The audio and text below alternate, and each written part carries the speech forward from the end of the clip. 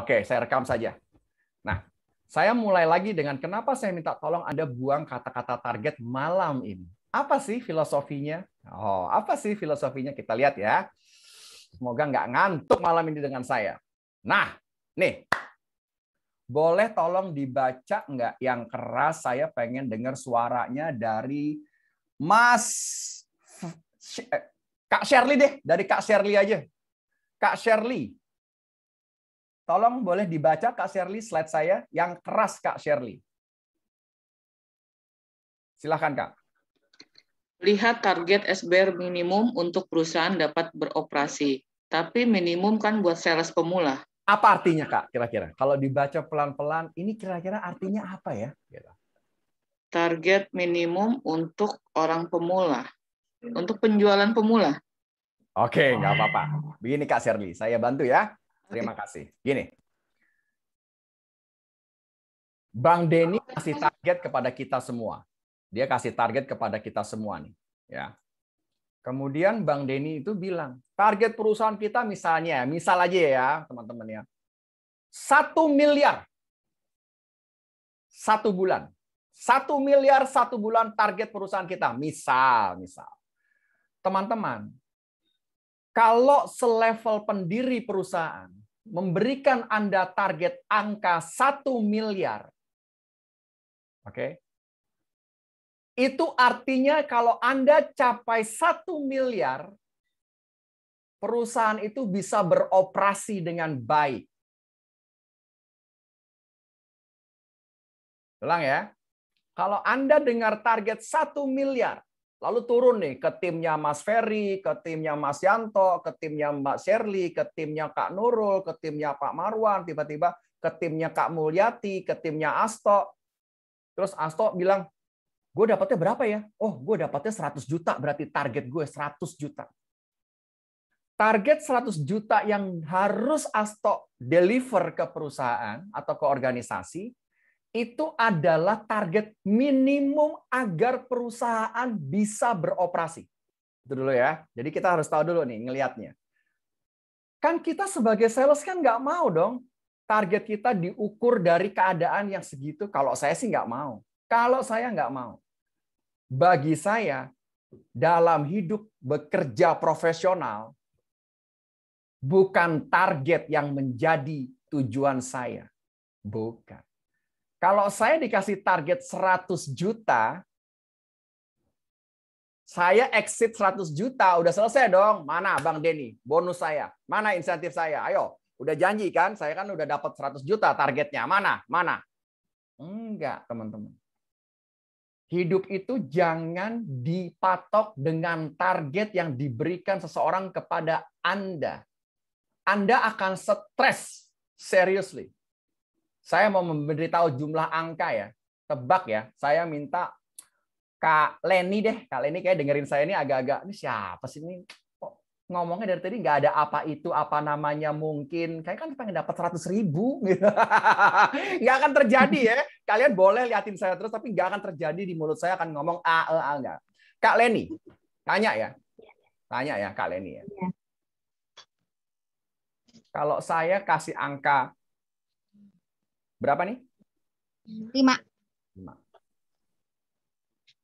7. Kalau digabung 57 ya? Iya. Oke, kalian ini cukup. Kira-kira kalau saya ngomong 57 artinya apa, Kak? Angkanya 57. Kira-kira apa? Jangan ngomong umur ya. Gue belum sampai 57 ya, awas ya. Awas ngomong umur 57, gue belum sampai. Apa kira-kira, Kak? Kalau di otak saya 57 juta. 57 juta. Baik, terima kasih kalian nih. Saya senang. Anak sales itu mulutnya nggak boleh jauh-jauh dari foolish. Foolish. Lu bersin aja, 52 juta. Kalau dipanggil sama suami, sayang, ya 10 juta. Nah, itu baru anak sales ya. Jadi nggak boleh jauh-jauh dari. Nah, saya kasih tahu ya. Tadi saya bilang, Asto dikasih target 100 juta sama Bang Denny. Kalau saya jadi Asto, tujuan hidup saya bukan 100 juta. Tujuan hidup saya adalah 500 juta. Loh, masih kerar. Apa hubungannya dengan tadi 5 dan 7. Digabung 57. Bapak dan Ibu, selama karir saya bekerja, saya sudah keliling negara, 57 negara, 142 kota gara-gara jadi sales. Tanah Suci salah satu dari 57 negara itu. Siapa yang ingin juga keliling dunia? Insya Allah. Yang nggak nunjuk berarti either nggak dengar suaranya atau anak sultan. Anak sultan mah bebas. Bisa keliling dunia kapan aja. Kalau saya bukan. Jadi teman-teman, saya mau kasih tahu filosofinya. Filosofinya ya. Biar teman-teman semangat jadi sales. Filosofinya gini, Kak Neneng. Nah, target dan tujuan adalah dua hal yang berbeda, Kak. Jadi Kak Marwan dan Kak Ferry serta Kak Sherly itu jangan pernah masang target menjadi dasar kita berperilaku, dasar kita melakukan kegiatan. Kalau saya pasangnya tujuan, tujuan yang saya pasang. Contoh tujuan tuh begini. Ya, ulang ya. Saya kalau ngasih kelas tuh saya suka matiin slide, saya suka ngobrol dengan teman-teman ya. Jadi kita kayak di ruangan kelas kan, nggak kayak di virtual kan. Nah, contohnya gini. Ya. Kak Reni.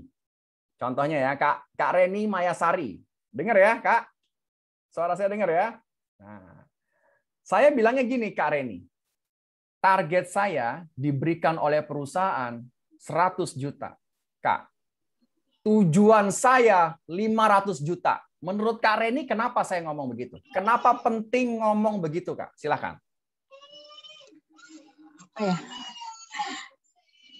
Targetnya harus lebih dari tujuannya harus lebih dari target yang di. Kenapa? Kenapa? Pertanyaannya. Oh, kenapa? Agar bisa menghasilkan lebih banyak lagi. Yes, Mas Ahmad. Saya mau tanya, Mas Ahmad Humaini. Oh, ganteng nih ya. Ini kayaknya top sales kita nih, Mas Ahmad Humaini. Ahmed ya, Pak Ahmed Humaini. Kenapa, Mas? Kenapa kita kalau bertingkah laku, ngeset tindakan kita bukan berdasarkan target, tapi berdasarkan tujuan? Kalau target itu menurut saya ada limit ya, ada batasan ya. Kalau tujuan itu kita bisa menambah tujuan-tujuan berikutnya. Keren abis. Ya, kita kasih applause virtual. Ayo coba, pada bisa nggak applause virtual? Applause virtual, bukan begini. Applause virtual tuh pakai gini nih.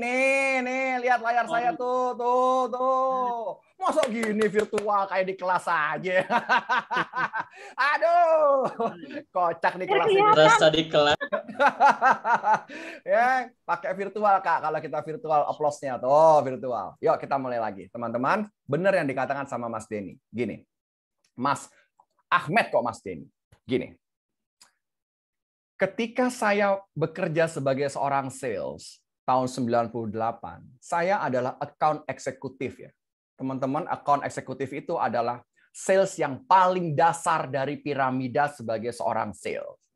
Sales account eksekutif itu Kak Artita, kerjaannya, halo dengan Pak Denny Surya, Pak, saya adalah ini, saya ingin ketemu dengan Bapak. Halo Pak, halo Pak, halo Pak, halo, ditutup. Nah, itu ya. Halo Kak Denny, halo Kak Oktien. Kemarin kita udah janjian Pak untuk kita meeting. Halo Pak, halo. Lah kok ditutup sih? Lah, halo. Nah, itu. Sales yang paling dasar. Hanya perlu 2 tahun saja saya jadi staff, saya naik ke supervisor sales. Orang-orang bingung. Kok anak muda ini tiba-tiba kok bisa jadi seorang supervisor ya? Di usianya yang baru 2 tahun lulus kuliah. S1 ya. Lulus kuliah S1 kok terus bisa jadi supervisor. Lalu saya cerita, saya bukan anak orang kaya ya, Bapak dan Ibu ya. Waktu papa saya meninggal itu saya masih usia 15 tahun, saya anak yatim. Papa saya meninggalnya usia 44 tahun, masih sangat muda. Di puncak keberhasilan beliau sebagai seorang pengusaha, beliau ditipu, beliau meninggal. Meninggalnya nggak hanya meninggal doang ya, meninggalnya plus utang. Ah, seru ya. meninggal plus utang. Jadi Bapak Ibu bisa bayangkan tuh, jandanya atau ibu kandung saya tidak menikah ya sampai hari ini karena ingin ketemu papa saya di sorga gitu melulu ngomongnya. Padahal ya ibunda saya cantik Bu. 172 untuk orang-orang Indonesia 172. Wow, ya. Ditinggal meninggal masih usia 41. Masih ranum-ranumnya. Ya. Ya kalau cuman dia nggak menikah. Nah, motivasi saya menjadi sales besarnya melebihi semua orang. Jadi ketika saya jadi sales supervisor, saya waktu nge-sales 2 tahun itu pakainya motor, Bu. Ya, motor. Kalau pada tahu ya ada Honda namanya Honda GL100 ya. Entah tahu entah enggak ya, cuman saya mau cerita. Honda GL ada yang tahu ya Honda GL100 ya. Itu pakai platina ya, Bu Linda ya, bukan pakai automatic kayak sekarang ya. Jadi kalau lu ngeslah nih ya, gue praktekin ya. Ngeslah nih. Enggak. Kalau di depan cewek cantik kayak misalnya ada Kak Aini, ada misalnya ada wanita cantik misalnya kayak Kak Neneng lewat di depan gue gitu, ngeslahnya gue berhenti dulu karena gue tahu motor gue nggak bakalan nyala sekali. Malu dong, motor buluk nggak nyala sekali selah. Tapi itu tidak merubah nasib saya. Ketika saya pertama kali bekerja tahun 98 jadi sales, di kepala saya hanya satu. Saya nggak mau jadi orang miskin. Karena saya melihat bagaimana ibu saya ditinggal oleh almarhum papa saya jadi miskin. Kami kehilangan semua harta benda ya. Dan akhirnya ya orang tua kandung saya, si ibu saya itu tinggal di rumah kontrakan di daerah Durensawit. Saya melihat bagaimana orang miskin di negara kita ini, maaf ya, tersingkirkan. Seriously. Jadi saya punya dendam, Mas Ferry, ketika saya bekerja di usia muda. Saya akan menjadi orang yang tidak kekurangan. Kalau orang jalannya berdiri, saya udah jalannya berlari. Kalau orang nggak bisa bahasa Inggris, saya udah bahasa Inggrisnya udah tingkat dewa. Ketika saya ngomongnya masih belepotan ya, nggak sesempurna sekarang nih ngomong saya nggak ada fillernya. Filler itu artinya kalau Anda ngomong tuh apa itu apa namanya mungkin nah itu filler ya. Nanti bisa minta sama Kang Denny saya ajarin lagi teman-teman agar ngomongnya seperti saya udah nggak ada lagi fillernya. Ketika saya dapat insentif pertama saya, bos saya bilang gini, Ikrar, kamu saya angkat jadi supervisor. Bagi saya, supervisor artinya amanah. Ya Mas Anton, amanah saya dapat anak buah 7 orang. 5 dari 7 usianya 30-an tahun ke atas. Disupervisorin oleh anak umur 23, 24. Bayangin dong ya. Saya masih unyu-unyu gitu, tapi mensupervisorkan orang yang usianya lebih di atas saya. Bukan hanya di situ, teman-teman, nikmatnya jadi sales. Pertama kalinya, saya diberikan mobil kantor, dibawa pulang, kijang baru. Zaman waktu itu kijangnya masih kijang kapsul ya. Kalau ada yang tahu ya, kijang kapsul LGX B8302JI merah marun. Sepanjang perjalanan Om Edwin dari Halim sampai ke kantor, sampai ke rumah saya di Pondok Gede, saya nangis, Bu. Nggak berhenti. Saya membayangkan almarhum bapak saya yang nggak pernah bisa beliin saya mobil. Saya membayangkan ibu saya yang nggak pernah akan sanggup membelikan saya mobil. Tiba-tiba saya pulang membawa mobil baru dari showroom. Apa yang saya mau share sama teman-teman? Bukan berarti saya lebih hebat dari teman-teman. Enggak. Hanya saya menaruh tujuan saya lebih tinggi dari target saya.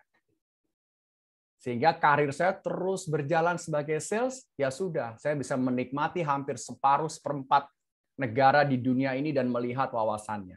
Nah, itu dulu nih yang saya mau kasih tahu nih, agar mindset kita sama nih. Kalau besok dikasih sama Mas Denny lagi target, jangan gini Bu, kebanyakan Pak, kalau anak sales itu, targetnya tinggi banget sih Om Denny, gimana gue dapetnya? Aduh, jangan. Jangan bicara. Gini, saya kasih tahu kenapa jangan. Ketika saya masih satu kantor sama Mas Edwin di tahun 2000, saya 2005-2010 ya Mas Edwin ya, kita satu alma mater ya. Nah, tahun 2008 kami itu dipanggilkan Pak Ferry dan Pak Marwan itu ada seorang motivator. Namanya tidak seterkenal Tung Desem, Namanya beliau Krishnamurti. Ada yang tahu Krishnamurti? Bukan aktor, Krishnamurti. Ingat dia? Ingat Pak Edwin, kita waktu itu pernah dipanggilkan tuh kalau nggak salah Krishnamurti. Beliau ngomong 4 jam dibayar 60 juta. Ya, beda-beda tipis lah sama saya dibayar sama Mas Denny sekarang ya. Ya, 4 jam 60 juta ya. Terus dia ngomongnya gini, Mas. Kalau kamu dihadapkan pada pekerjaan tanggung jawab apapun, misalnya ya, Mas Marwan ini nggak pernah ngomong di depan presiden. Tiba-tiba diminta nih sama Mas Ferry, Marwan, sini. Besok kamu bicara sama RI 1. Kira-kira Mas Marwan akan gimana ngomongnya? Kenapa saya, Pak? Saya belum pantas, Pak. Saya nggak siap, Pak. Kenapa bukan Pak Denny Surya aja? Kenapa bukan Pak Edwin, Pak? Si motivator ini ngomong gini ke Artita sama Kak Leni. Ini bagus juga ya buat anak-anak kita ya. Jangan pernah kamu bilang nggak bisa, nggak siap, belum mampu, belum saatnya. Jangan pernah diucapkan di mulut kita. Lalu orang-orang tanya ini si penyandang gelar PhD ini ngapain ngomongnya kok mengatakan demikian? Rupanya dia bilang, kalau Anda berbicara hal negatif sekali saja, contoh ya, malam ini saya kan ngisi nih, bukan ngisi tausiah ya Bu ya, saya ngisi ekspertis saya sebagai seorang sales ya. Saya pernah juga Pak Denny ngisi forum kayak gini di depan MTR ya, Masyarakat Tanpa Riba, itu juga seorang ustadz terkenal. Kalau Bapak Ibu pernah bersinggungan dengan MTR, pasti tahu Pak Ustadz yang saya maksud. Nah, ketika saya harus mengisi di depan kalian, saya tidak berpikiran, nanti materi gue jelek nggak ya? Enggak. Nanti Bu Denny ngantuk nggak ya? Nanti Kak Ai ini tidur nggak ya? Enggak. Ketika saya berhenti mengatakan yang buruk, maka 27 zat menguntungkan di badan saya membuat saya maju. Ketika misalnya Kak Nurul nih dikasih tahu sama Kak Maura atau Kak Ferry, Kak Nurul, besok kamu ya yang pegang targetnya 50% dari keseluruhan targetnya Pak Denny Surya secara organisasi. Lalu Kak Nurul bilang, saya akan lakukan. Maka 27 zat menguntungkan di badan itu membuat maju. Tapi ketika seorang Ferry bilang, saya nggak sanggup, 27 zat merugikan di badan Anda, menarik Anda mundur. Paham? Bahayanya Anda bilang nggak bisa. Paham? Bahayanya Anda bilang, gimana saya bisa melakukannya? Bahayanya di situ. Nah, ini yang saya mau berbagi. Gila ya, orang ngomong gitu, Bu, dibayar 60 juta, Bu. Tapi saya ingat sampai hari ini, dan saya lakukan semuanya. Makanya ketika saya menduduki jabatan-jabatan penting di usia muda, saya adalah salah satu VP termuda di generasinya FedEx Indonesia, di RPX, dalam usia 40 tahun ya. Belum pernah terjadi itu. Biasanya tuh posisi-posisi hebat itu diisinya orang-orang umur 50 tahun. Karena saya membawa mindset ini dari mulai saya awal karir. Ketika saya diberikan tanggung jawab lebih sama orang, dikasih territorial sales yang lebih, dikasih ini, nggak pernah Bu, di kamus saya Pak bilang, saya nggak siap, nggak pernah. Oke, sini, saya akan jalankan. Mana? Sini, kasih sama saya. Karena saya mengamalkan yang diberitahu sama motivator ini. Nah, itu ya kerennya ya, membuat mindset. Oke, masih sama saya? Apa sudah mau ngopi, sudah mau ngerokok dulu? Oke. Ya, tahan dulu ya, kalau mau sebat tahan dulu ya. Jarang nih saya bisa berbagi nih, waktu-waktu saya diambil sama Mas Denny malam ini. Kemudian saya mau berbagi, jadi teman-teman boleh dibaca dulu dong, saya minta tolong dibaca yang paling bawah dulu. Yang paling bawah tolong dibaca oleh teman saya. Saya minta tolong Mas Ferryanto Merangin. Silakan Mas. Yang paling bawahnya Mas.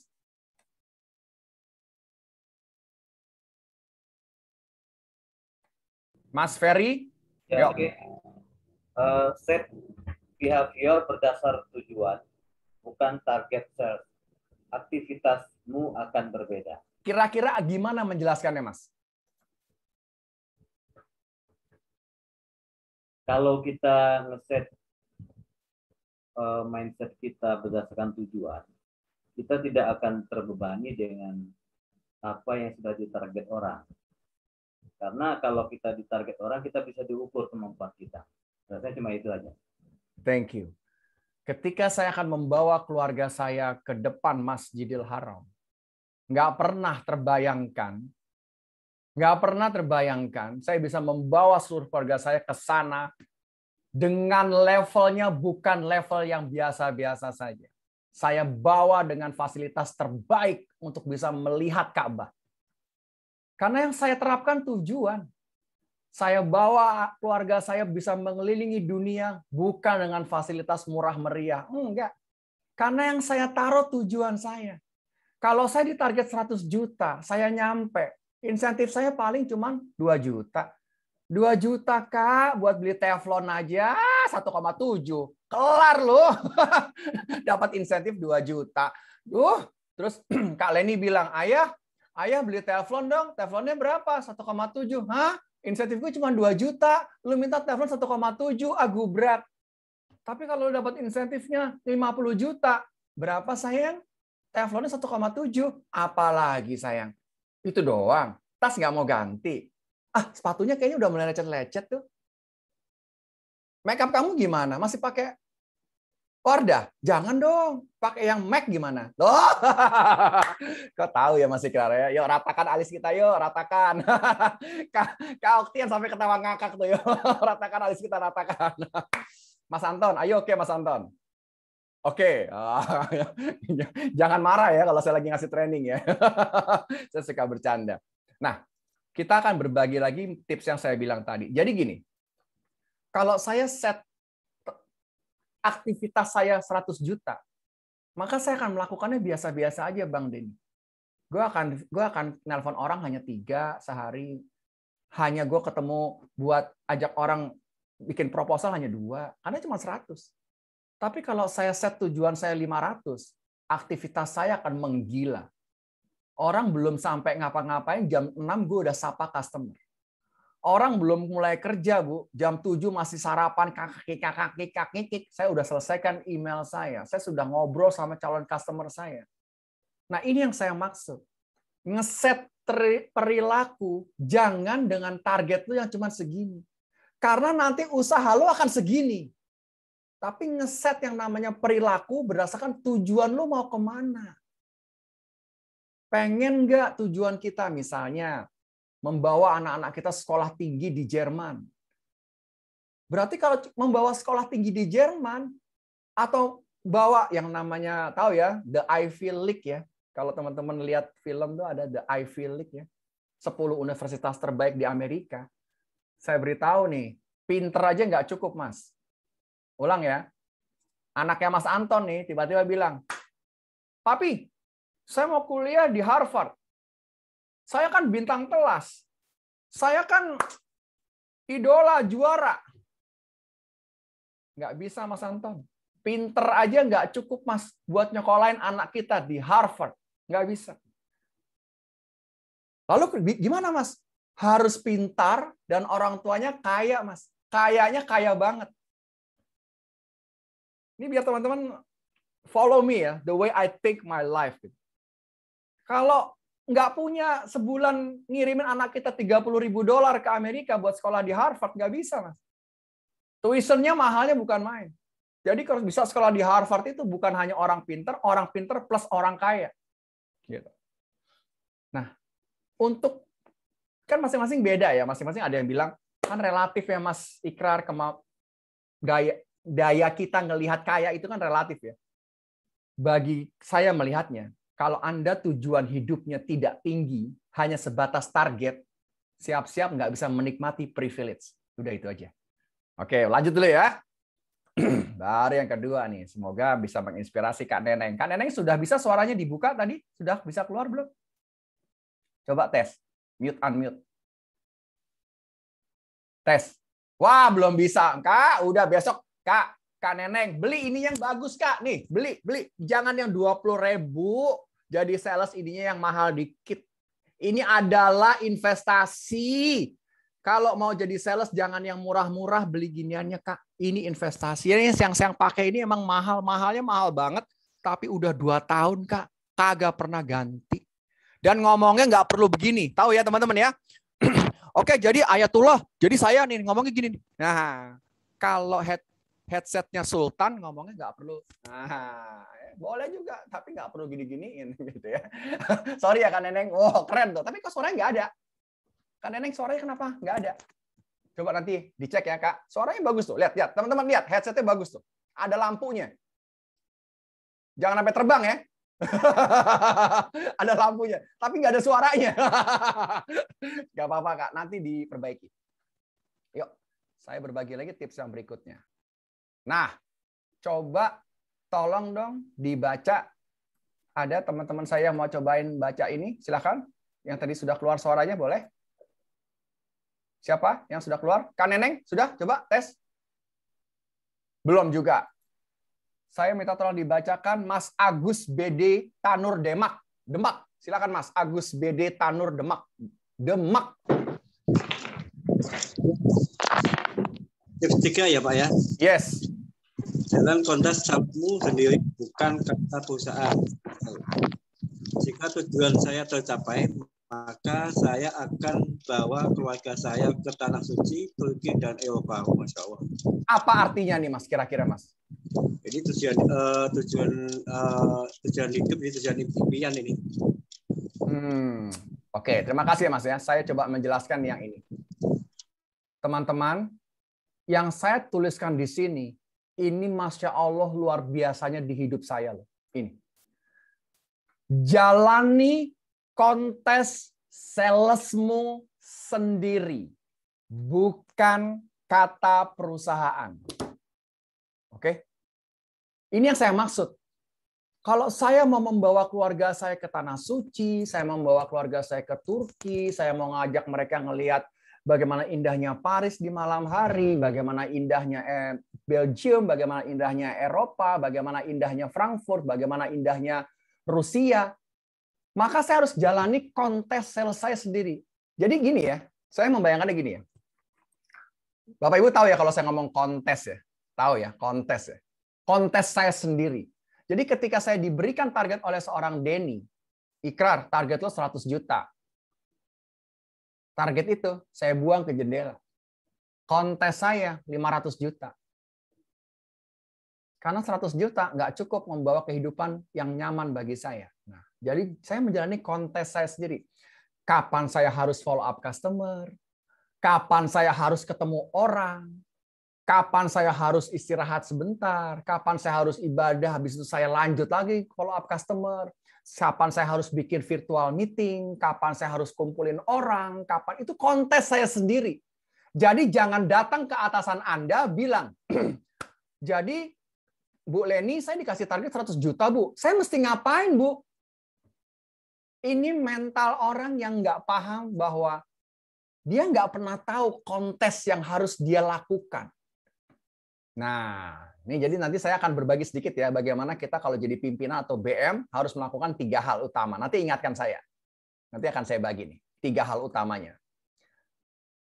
Baik, saya lanjut lagi. Nah, bagaimana sih cara mencapai sales target? Ada 4 hal tahapan yang perlu dipahami teman-teman semua. 4 hal saja. Nah, boleh lagi nih. Coba tolong dibaca. Tadi udah Mas Ahmed. Sekarang saya mau panggil ada teman saya, saudara saya namanya Ibu Alfiah Ismianti. Kak Alfiah Ismianti, tolong dibaca Kak. Yang keras Kak.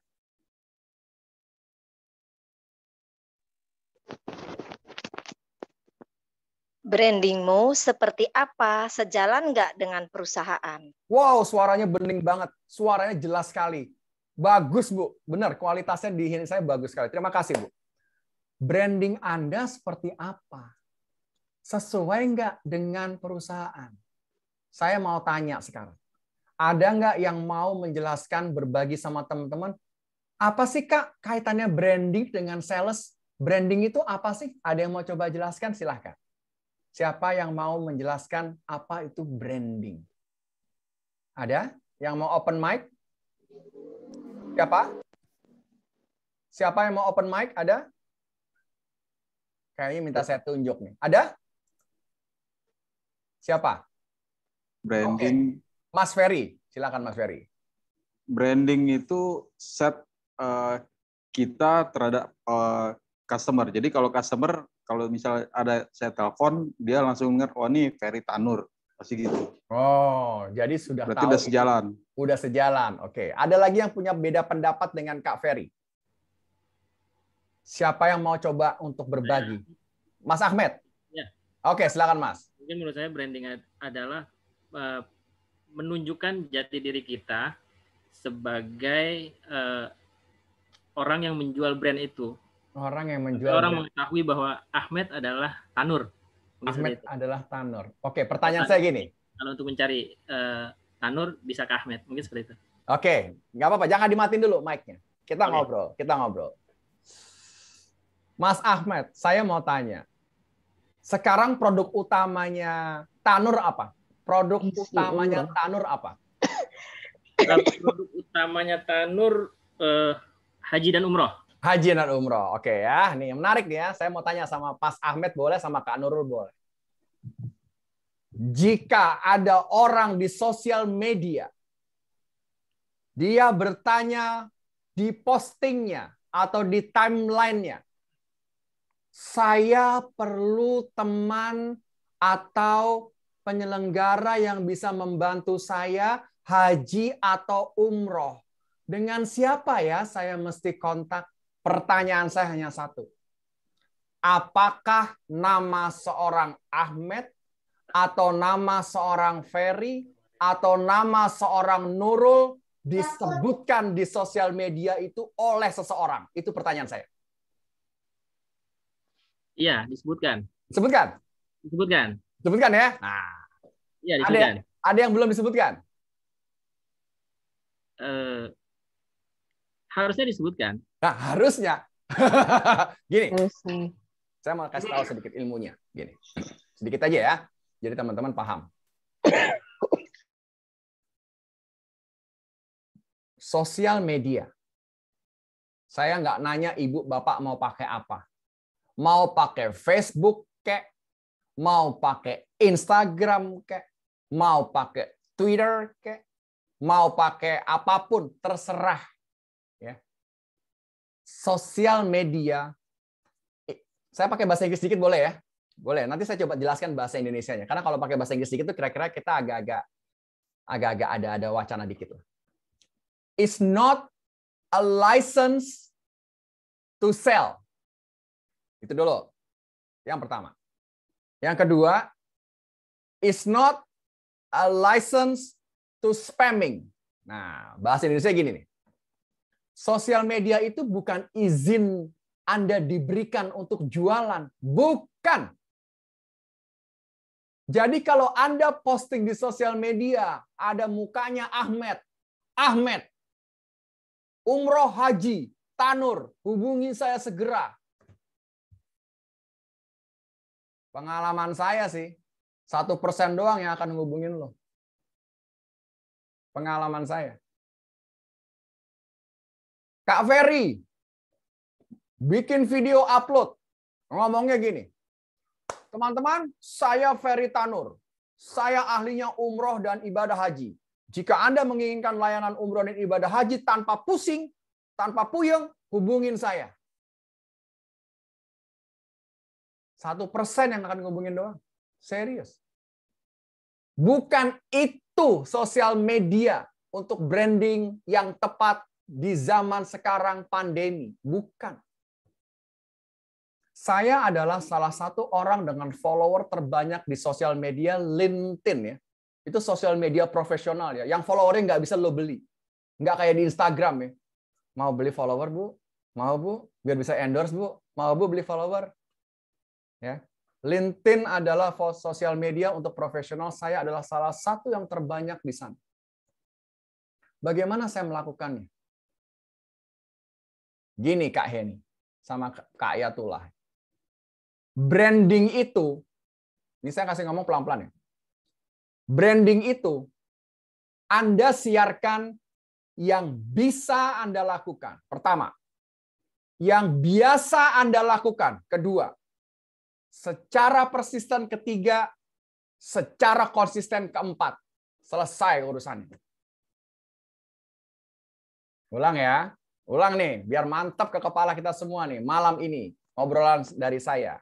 Kak Endah, ayo oke dengan ini yang masih video-video mati ya. Ada Kak Linda, Kak Endang, Kak Apri, Kak Isni, Kak Aji Widodo.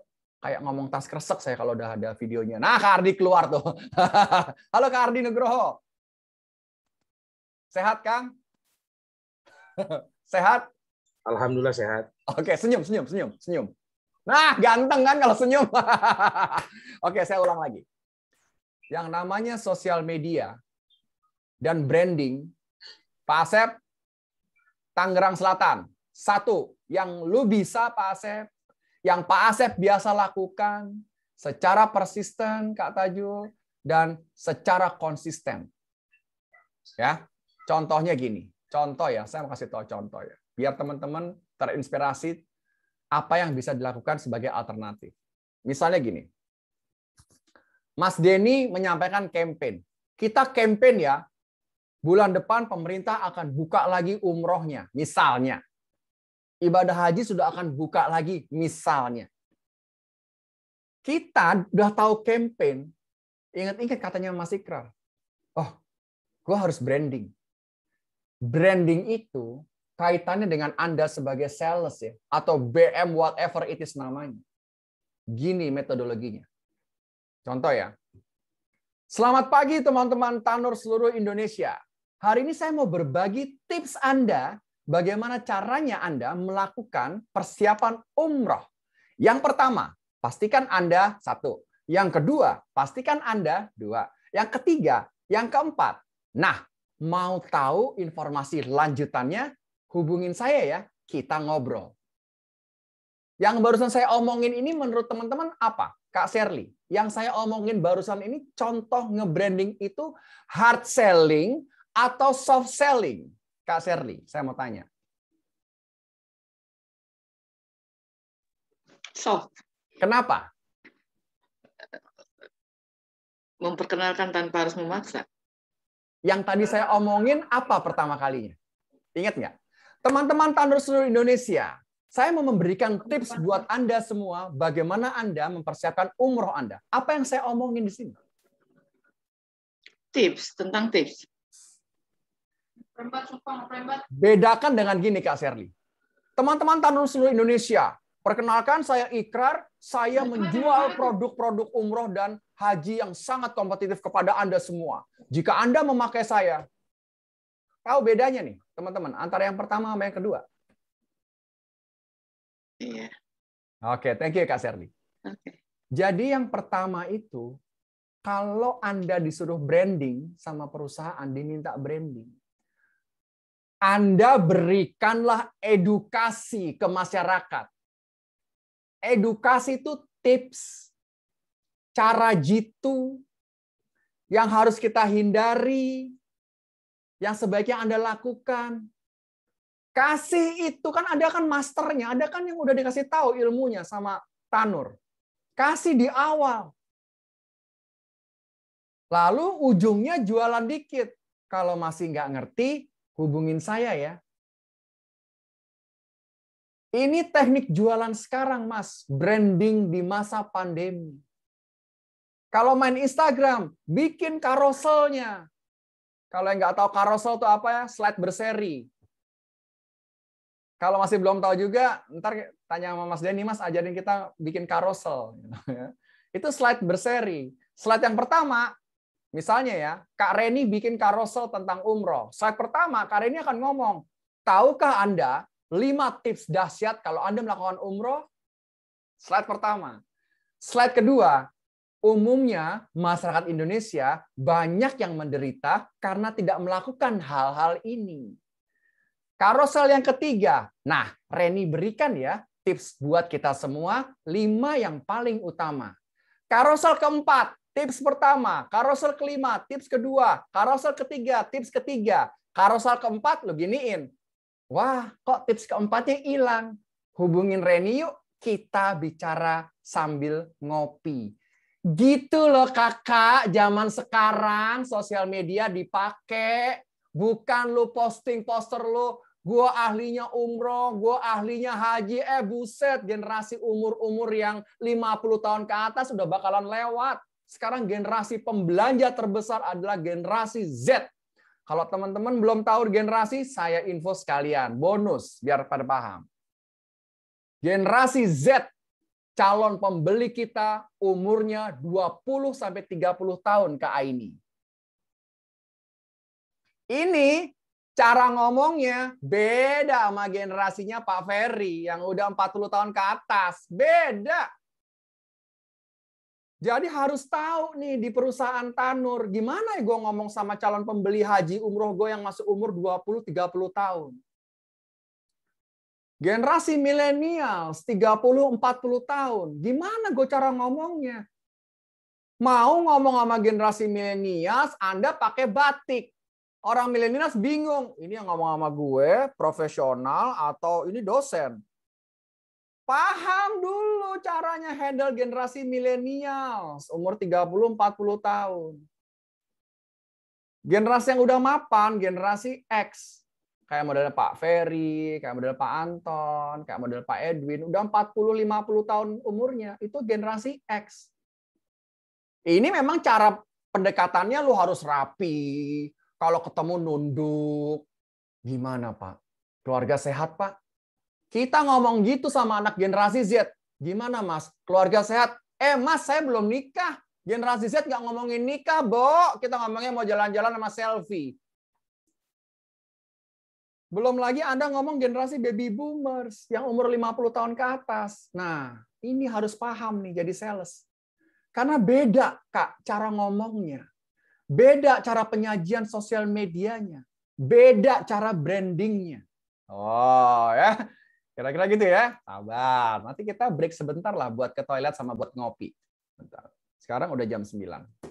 Nah, jadi brandingmu sejalan nggak dengan perusahaan? Yang nggak sejalan tuh gini, ya. Yang nggak sejalan tuh gini. Gini. Saya pribadi, saya tidak pernah membranding kalau bukan urusannya sales, public speaking, tidak pernah. Saya tidak pernah membranding tiba-tiba saya ke pasar. Teman-teman, cara beli pete yang bagus adalah lihat ulirnya. Ada nggak uletnya? Ada nggak di dalam itu pete warnanya hijau-hijau? Nggak pernah. Jadi Anda harus konsisten nge-branding. Karena kalau Anda nggak persisten dan konsisten, Anda ditinggalin orang di zaman sekarang. Jangan nanti Anda muncul di sosial media Anda, terus gaya-gayaan gini. Wah, udah seminggu nih saya nggak ketemu kalian. Pasti kalian kangen. Siapa lu? Lu anak sultan boleh. Kalau situ bukan anak sultan, lupakan. Kalau belakangnya misalnya namanya Denny Ciputra, Edwin Bakri, ya boleh gaya-gaya. Tapi kalau enggak, brandingnya yang harus apa yang kita bisa, kita biasa, persisten dan konsisten. Coba mulai besok. Mulai besok pagi, seluruh warga Tanur habis misalnya sholat duha, branding bareng-bareng. Branding bareng-barengnya mudah. Kalau Kak Nurul pakai Instagram, kalau Kak Artita pakai Facebook, kalau Mas Ahmed pakai WhatsApp, kalau Mas Dedi pakainya misalnya Twitter. Mulailah mengedukasi orang. Belakangnya Anda di rumah bikin poster. Jangan di belakangnya nge-branding, tapi belakangnya lemari pakaian gantungan singlet. Jangan Anda branding di belakangnya, nanti Bapak kita jalan pakai sarung. Buat ginian di belakang kalian buat nge-branding atau pakai poster virtual kayak modelnya Pak Ferry. Pak Ferry itu udah bagus tuh, kasih poster virtual. Kalian pakai buat nge-branding boleh. Kalau kalian ikut acara-acara misal ya, Pak Ferry diundang sama Bu Artita. Fer, ikut yuk komunitas gue. Komunitas apa nih? Komunitas goes. Ikut aja jadi peserta. Boleh. Kalau ikut peserta jadi peserta, jangan Anda jadi peserta itu matiin kamera. Jadi peserta kok matiin kamera? Jadi peserta itu nyalain kamera. taruh branding Anda di belakang, Tanur Easy Haji Umroh. Jadi yang ngeliatin Anda, siapa tuh? Nah gitu loh. Jelas ya? Oke, saya tanya dulu nih. Mas Denny, ini mau langsung hajar sampai saya selesai atau mau kita break dulu? Langsung aja Pak Ikrar. Langsung aja ya. Oke, kalau Iya, belum iya. pada Makasih capek, banyak. Pak. Teman-teman saya kasih tahu ya, saya udah nggak muda lagi, tapi saya kalau udah berbagi, anak umur 20 mah lewat lah sama saya energinya. Ya. Oke ya, jadi teman-teman jangan ngerasa, masih keras sih, masih muda, masih kuat. Enggak, insya Allah 17 Agustus besok umur saya 46 tahun. Doain ya, 17 Agustus saya akan 46 tahun. Anak saya udah kuliah ya, Kak. Happy ya. Amin ya. Yuk kita lanjut ya, sebentar lagi kok. Baru habis itu kita tanya dan jawab. Yang kedua adalah fun closing. Misalnya gini, ini saya kasih tahu aja ya, sedikit bahasa Indonesianya. Apakah saya deal dengan orang yang fun? Atau Anda deal dengan orang yang nggak fun? Contoh ya. Saya kasih contoh ya. Saya kasih contoh Mas Adi Hermawan akan ketemu dengan misalnya Ibu Endoh ya, Ibu Endoh Mahfudoh ya. Mas Adi akan ketemu dengan Ibu Endoh Mahfudoh sebagai calon pembelinya. Mas Adi janjian virtual meeting. Kan zaman PPKM kan Bapak Ibu harus tahu ya, zaman PPKM Anda kan susah ketemu orang ya, betul ya? Nah, nanti kalau ada sesi tambahan berikutnya saya akan ajarin outer circle, inner circle. Outer circle contohnya gini. Mas Ikrar, kan kita nggak bisa ketemu orang sekarang. PPKM gitu. Ya kan ada virtual meeting. Kan ada Zoom. Nah pertanyaannya, bisa nggak seorang Dedi nyuruh orang meeting lewat Zoom? Nah gitu. Itu kan jadi permasalahan terbesar di sales sekarang. Harusnya bisa. Tapi pertanyaan saya yang nomor tadi adalah, kalau Dedi ataupun Adi mau ketemu sama Neneng, tapi muka lo gelap, pakaian lo gelap, ketemu gini lo nggak senyum, Neneng juga keder, ini orang siapa ya? Jadi-jadian nih. Nah, yuk belajar yuk. Kayak Mas Endang nih, lagi ngeliatin gue ya, tanpa kedip tuh ya. Nah, ini kalau Pak Mas Endang tuh tersenyum ya. Coba Mas, senyum Mas. Kalau ketemu di virtual. Nah, ganteng kan? Lihat. Orang Indonesia tuh malas kalau ketemu orang virtual tuh kayak Mas Ahmed tuh. Nah, lo kalau gini ya teman-teman, sorry ya, gue agak semangat karena gue pengen ngajarin kebaikan ya, kita sebagai manusia muslim ya. Saya tuh kalau lagi jadi peserta ya, bukan pembicara seperti sekarang ya, peserta ya. Saya kalau ngeliatin orang lagi ngomong, saya ngeliatinnya gini. 2 jam, serius, gini. Karena begitu orang yang ngomong itu ngeliatin saya begini, dia akan begini. Senyum ini nular, bray. Susah lo apa sih senyum? Nah, jangan dong ngeliatin orang gini. Udahlah muka lo gelap, ngeliatin orang begini. Terus lo mau jualan umroh. Ya elah. Ini yang datang ke tempat gue jadi-jadian nih. Nah, yuk biasakan muka Anda cerah. Kalau muka kita gelap kayak Marwan nih nggak ada lampunya, beli Marwan besok lampu agar muka lo terang di depannya. Virtual meeting lo jadi ganteng. Serius. Jangan kasih, nah kayak Anton tuh kan, kalau Anton terang tuh lihat mukanya terang kan. Jadi jangan kalau kayak Ibu Mulyati ada cahaya ilahi dari atas, ngeri Bu. Ngeri Bu, kalau ada cahaya ilahi dari atas tuh ngeri. Dari lampu taruh depan Bu. Gitu. Jangan dari atas, ngeri Bu. Ya, saya lanjut dulu ya. Semoga kalian fun ya. Ini di malam-malam besok kita beraktivitas kembali. Sedikit lagi kita akan selesai nih. Baru tanya dan jawab. Nah, yang ketiga.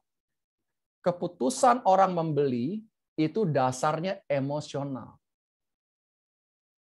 Saya akan beli banyak kepada sales yang fun dan engage sama saya. Oke?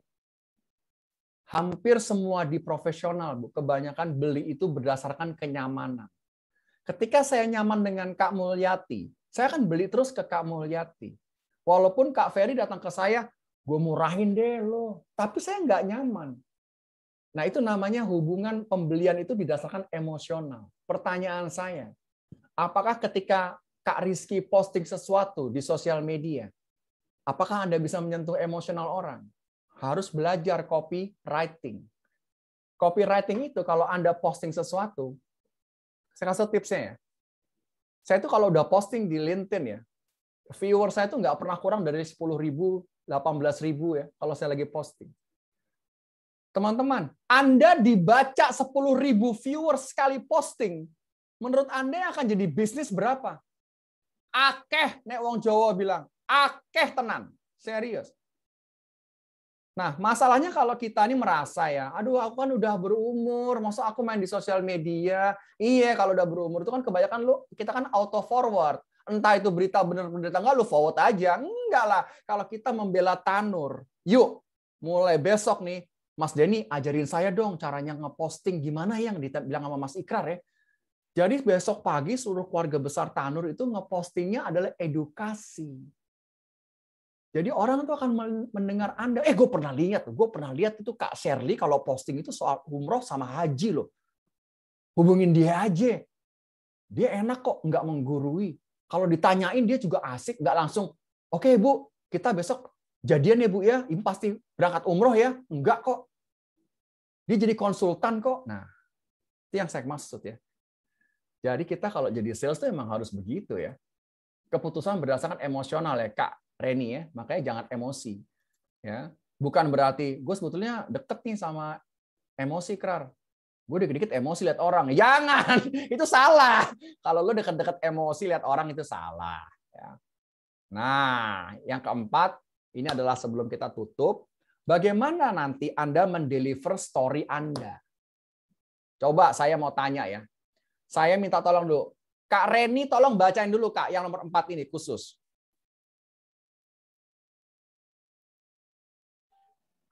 How you delivery story.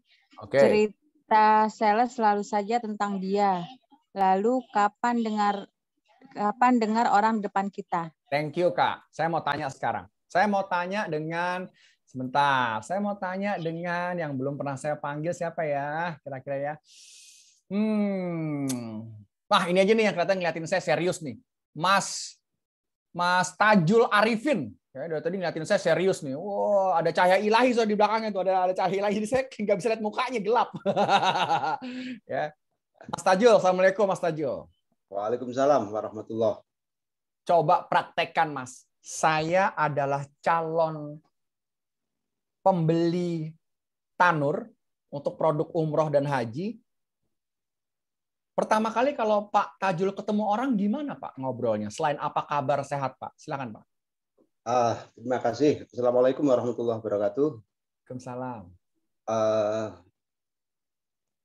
Kalau sampean sudah pernah selaku orang Muslim belum pernah melihat Ka'bah, padahal Abah sudah setiap saat sholat menghadap kiblat, tapi nggak pernah tahu Ka'bah. Nah, itulah yang pendidikan pertama saya seperti itu. Wow, tunggu. Ulang deh.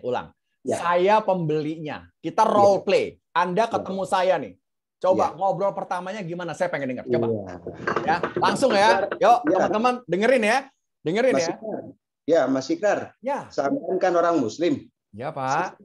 Setiap waktu Anda sholat mustaqbilal kiblati. Padahal Mas Ikrar belum pernah melihat Ka'bah. Nah, ini ada kesempatan kami punya produk yang mudah dan bisa kita laksanakan. Itu Mas Ikrar. Benar sih Pak. Tapi saya memang belum prioritaskan untuk ke sana Pak. Ini mumpung kesempatan Mas. Karena kita dari usia kita juga nggak tahu kapan kita meninggal. Dan ini ada kesempatan dan ini ada peluang yang luar biasa dari kami. Terima kasih Pak Arifin. Saya percaya peluang itu tidak bisa dipercepat dan tidak bisa diperlambat, Pak. Iya. Halo? Yes, Pak. Silakan, Pak. Iya, memang gitu, Pak. Jadi kalau itu semuanya itu karena hidayah. Kami hanya sebatas mengajak Mas Ikrar untuk melaksanakan ibadah umroh atau haji, karena ini satu kesempatan. Jadi Pak Arifin, kalau Mas Ikrar nggak mau juga nggak terserah, itu mungkin hidayah. Jadi Pak Arifin menuduh saya gelap soal hidayah, Pak ya? Bagaimana Bapak? Oke, cukup. Nanti kita berantem, Pak. Cukup. Ayo kita kasih dulu tepuk tangan virtual. Tepuk tangan virtual, jangan tepuk tangan begini ya. Tepuk tangan virtual, mana? Ayo kasih. Udah pada pinter semua. Oke, terima kasih Pak Arifin ya. Saya panggilnya Pak Arifin aja ya. Ya. Nah, gini Mas, gini teman-teman ya. Yang dipraktekkan oleh saudara saya Pak Arifin adalah kebanyakan dari kita melakukannya. Sekarang saya akan rubah mindset cara Anda berbicara dengan orang pertama kalinya. Oke? Ya, nikmati aja ya. Tidak jaminan, namun dalam keseharian saya mempraktekannya 90% saya jadi engage sama orang ini. Pertama, gunakan mindset Anda kalau ke dokter. Kalau ke dokter, coba ya. Kak Nurul jadi pasiennya, saya jadi dokternya. Ya, jangan deg-degan ya Kak Nurul ya, lihat dokternya ganteng ya. Ayo, silakan Kak. Saya jadi dokternya, Kak Nurul jadi pasiennya. Silakan Kak. Suaranya. Ya. Kebetulan memang lagi. Wow, kok putus-putus sekarang sinyalnya? Nggak sebagus tadi. Assalamualaikum. Waalaikumsalam, Bu. Halo. Iya, Halo Bu. ya. Iya, silakan Bu.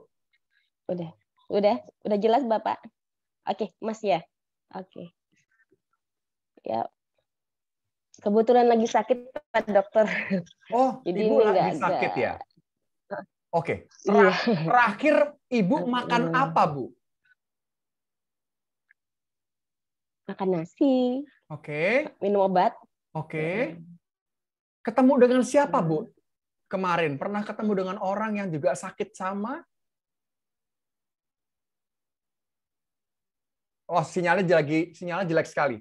Ini sinyal saya jelek atau sinyalnya? Sebentar ya, sinyalnya lagi goyang nih. Halo ya. Oke, ulang ya, Bu ya. Sinyalnya lagi goyang nih soalnya. Oke. Iya. Jelas, Bu? Oke, sinyalnya lagi nggak bagus. Oke. Bu, terakhir kali ketemu dengan siapa? Iya. Terakhir kali ketemu dengan siapa? Teman-teman yoga. Oke, teman-teman yoga ya. Ibu ada alergi obat nggak sebelumnya?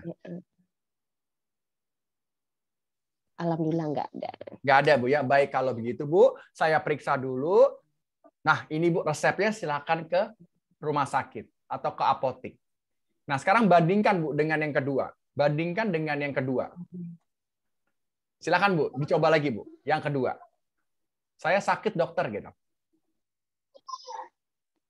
Saya sakit dokter. Oke. Mohon diperiksa mungkin. Ibu sakit ya? Baik, Ibu silakan ke apotik, cari obat sendiri, beli sendiri ya Bu ya. Silakan. Nah. Oke, terima kasih ya Bu Nurul ya. Terima kasih ya. Sorry teman-teman, sinyal saya goyang ini ya teman-teman. Bisa melihat saya dengan jelas atau belum? Jelas Pak. Jelas ya. Oke. Nah, gini, yang saya maksud gini. Kalau kita bertemu dengan orang, kita pakai mindset dokter. Yaitu kita ingin tahu cerita orang dulu ke belakang, Bu. Pak. Bukan kita pengen cerita kita. Ya, bukan kita pengen cerita kita.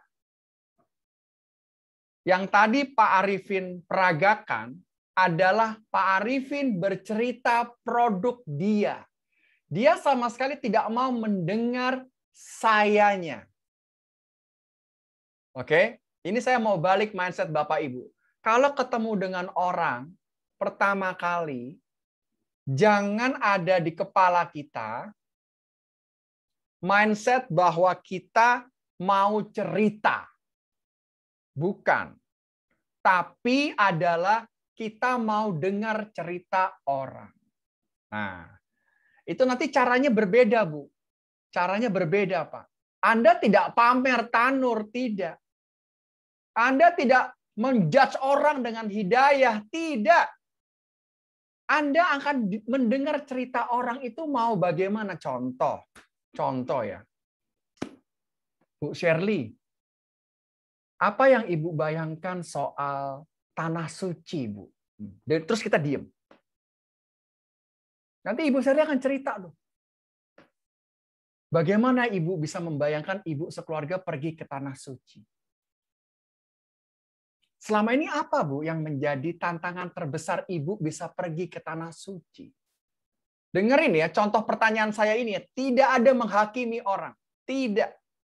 Pertanyaan saya ini adalah membuat orang bercerita soal dirinya. Baru ketika Anda klik, dia menceritakan sesuatu yang umumnya dia akan tanya gini.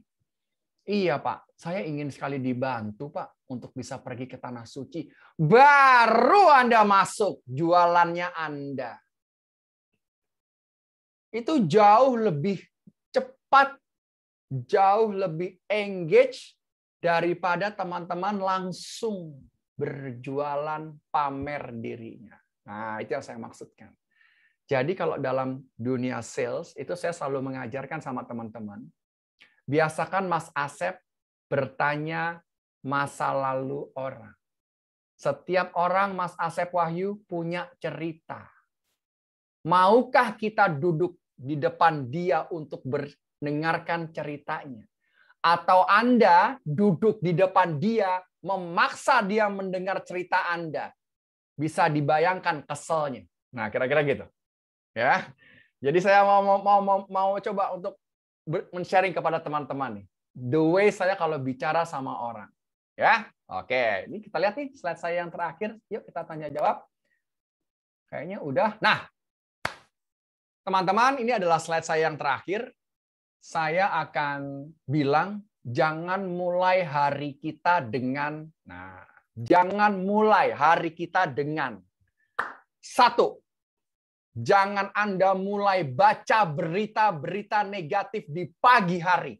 Jangan lakukan kalau mau jadi sales yang efektif. Contoh, Anda lagi masak, bangun tidur habis sholat subuh, Anda lihat berita COVID menggila.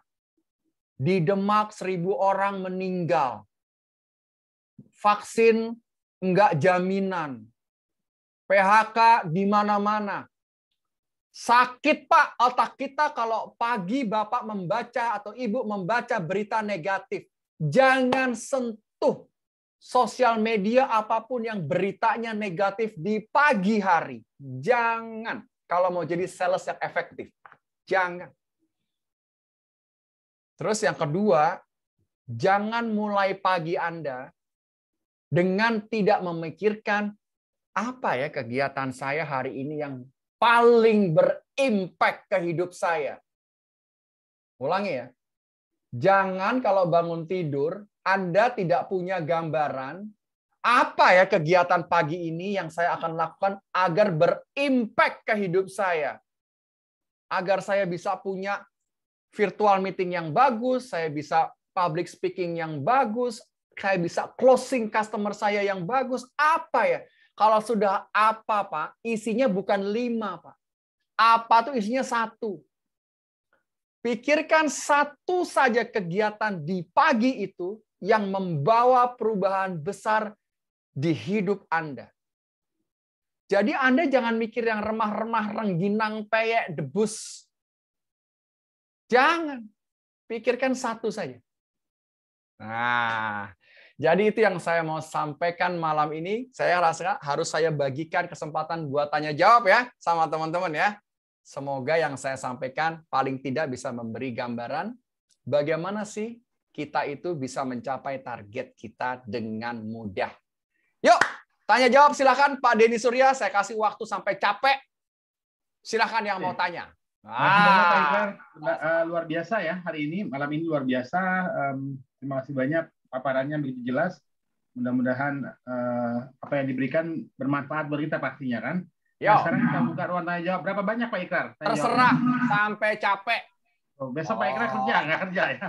Besok kerja, tapi kan profesional nggak boleh bilang nggak bisa, Pak. Yang nggak bisa hanya ada 3. Siap. Oke rekan-rekan, silakan yang ingin bertanya ke Pak Ikrar silakan. Yuk, open mic. Jangan pakai chatting. Ya, Jangan pakai chatting. Ayo, siapa? Siapa nih yang mau tanya? Namanya dulu, dari mana? Assalamualaikum warahmatullahi wabarakatuh. Saya Halo. Halo. Kak Iis ya? Betul, Kak Ya. Ikrar. Salam kenal Pak Ikrar. Alhamdulillah. Pertanyaan saya simpel aja sih. Sebagai seorang marketing atau sales, kita itu ditolak biasa, ya, diterima luar biasa, ya kan? Pertanyaannya, terkadang teman-teman ataupun kita di lapangan itu suka down saat seharian itu ditolak terus-menerus. Lalu motivasi untuk diri supaya ada perasaan di bawah alam sadar kita itu selalu bersemangat. Trik dan tipnya itu apa, Kak? Terima kasih, Kak Iis. Kak Iis di Jakarta atau di luar Jakarta? Bekasi. Oh, di Bekasi ya. Anak Ya. Bekasi ya. Thank you, Kak Iis. Sama-sama, Kak. Oke, thank you. Gini, pertanyaannya valid. Yang mau saya jawab gini. Saya sales ya. Kalau Bapak Ibu tadi lihat ya CV saya ya. Saya itu anak sales. Konon ketika saya lahir, saya nggak nangis. Saya nge-salesin bayi sebelah saya. Jadi gue nggak nangis sih. Tapi gue nge-sales bayi sebelah gue. Oke. Nih. Setting penolakanmu setiap hari. Saya setting 20 orang penolakan satu hari. Kenapa penting setting penolakan? Agar otak kita tetap waras, agar kita bisa mengingat jelas bahwa yang namanya tagihan rumah tangga tidak kenal lu mau baper, lu mau demotivasi, kita mau guling-gulingan, kita mau down, kita mau capek, nggak kenal. Ulang ya. Setting target penolakan kita setiap hari. Saya setting 20. Jadi kalau baru jam 9 pagi yang nolak gue baru 3 orang, masih 17. Halo Pak Denny. Pak Denny, gimana Pak sekarang bisa menduduki posisi tertinggi di perusahaan? Saya pengen denger dong Pak ceritanya. Wah, menarik sekali. Apa Pak yang membuat Bapak bisa menduduki jabatan-jabatan tinggi? Lihat, kualitas pertanyaan saya. Nanti kalau Kak Denny hadirkan saya lagi, saya akan berbagi 9 teknik bertanya Anda. Kalau lagi telepon orang atau kalau lagi meeting sama orang. Yang tidak modelnya seperti Mas Arifin. Yang tidak menjudge orang. Yang tidak menceritakan dirinya sendiri. Enggak. Jadi itu Bu yang pertama. Terus yang kedua, setelah ngeset penolakan, yang kedua, branding diri Anda dengan benar. Saya kasih tahu ya, kekuatan saya ngomong ini. Anda akan frustasi nemuin orang kalau branding Anda buruk. Kalau masih ada yang bilang misalnya ya, nggak apa-apa, branding saya di mata manusia jelek, tapi di mata yang kuasa bagus. Nggak apa-apa juga, itu pilihan Anda. Tapi kan kita perlu makan keluarga kita. Tagihan rumah kan perlu dibayar. Kalau branding Anda bagus, Anda dikenal sebagai orang yang ahlinya haji dan umroh. Anda dikenal sebagai pintu terbuka orang untuk berkonsultasi haji dan umroh. Anda nggak akan, Bu, dapetin penolakan lebih dari 5 orang sehari. Yang ada Anda dicari orang minimal 5 orang satu hari. Serius, Bu. Karena saya melakukannya sekarang. Ini Pak Denny Surya bisa dapat jadwal saya malam ini. Kalau udah besok sama lusa kagak dapat jadwal lagi. Jadwal saya ngomong hampir tiap malam, Bu. Saya sudah dicari orang, Bu. Saya nggak pernah lagi telepon. Gimana, Pak? Bisa nggak? Teman-temannya ikut kelas bicara itu mudah. Kami ini public speaking yang luar biasa loh, Pak. Enggak, Bu. Makanya saya berbagi malam ini di depan kalian semua, di depan teman-temanku semua. Jangan nyalahin umur ya. Jangan nyalahin umur, jangan. Yang ada kalian males. Nah, sorry ya, agak saklek saya kalau udah ngajarin soal branding. Males, artinya gini. Lu hanya nge-branding hari Senin, Hari Jumat lu muncul lagi, siapa kita? Gitu. Nah, saya lakukannya tiap hari KIIS. Tiap pagi saya nge-branding diri saya. Jam 5 sampai jam 8 pagi, saya nge-branding bicara itu mudah. Oke? Saya kasih tips orang berbicara dengan baik. Saya kasih tipsnya orang presentasi dengan luar biasa. Saya kasih edukasi. Nanti jam 8 pagi sampai jam 5 sore, saya branding perusahaan saya, tempat saya kerja. Kayak Tanur, namanya MGM Logistik. Saya branding soal bagaimana orang ekspor. Saya branding bagaimana orang import. Nanti pulang kerja, Bu, dari jam 6 sore sampai jam 10 malam, saya branding lagi. Bicara itu mudah. Coba bawa mindset ini ke perusahaan sekarang yang teman-teman bela, Tanur. Anda branding nggak tiap hari? Jangan-jangan enggak. Sosial media dan handphone yang Anda pakai kerjaannya hanya buat nge-forward berita doang. Jangan-jangan sosial media yang Anda pakai kerjaan hanya posting hal-hal yang tidak berimpact terhadap Anda. Nah, jadi yang saya mau kasih tahu bukan motivasi, Bu, tapi saya memberitahu yang saya lakukan. Satu, saya set penolakan saya, 20 orang sehari. Dua, saya branding tanpa henti, Bu. Yang saya branding bukan hard selling. Bukan saya bilang, pakai bicara itu mudah. Lihat Mas Ikrar kalau lagi bicara, nggak ada fillernya. Nggak ada AEA. Enggak, Bu. Enggak. Ketika saya sudah brandingnya bagus, Bu, yang paling hebat yang ketiga, Bu. Apa itu? Lu kalau mau punya tim sales yang energi yang nggak habis-habis, lu ke Mas Ikrar aja belajarnya. Udah kayak gitu, Bu. Dan yang paling hebat lagi yang keempat, Bu. Murid-murid saya itu ngeposting saya di sosial media mereka. Teman-teman, kalau lu mau cari tempatnya belajar yang gurunya nggak pakai basa-basi, yang gurunya pernah menduduki jabatan-jabatan tinggi dan masih bekerja sampai hari ini, lu lihat ke Mas Ikrar.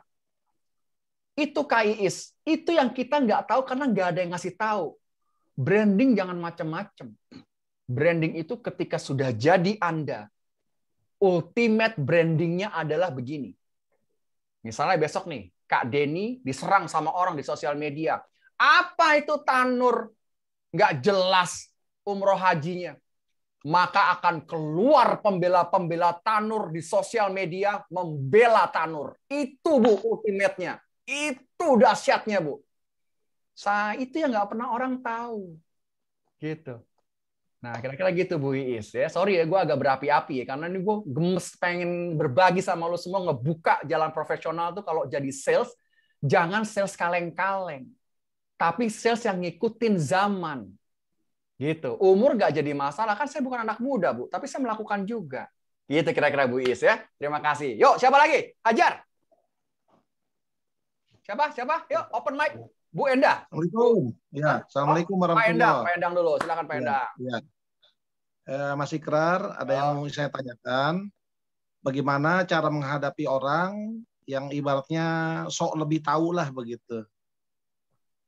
Sok lebih Merasa tahu. lebih tahu. Oke. Iya, begitu. Nah, sebelum saya jawab, dari mana Pak Endang tahu orang ini kapasitasnya sok lebih tahu? Apakah karena jabatannya?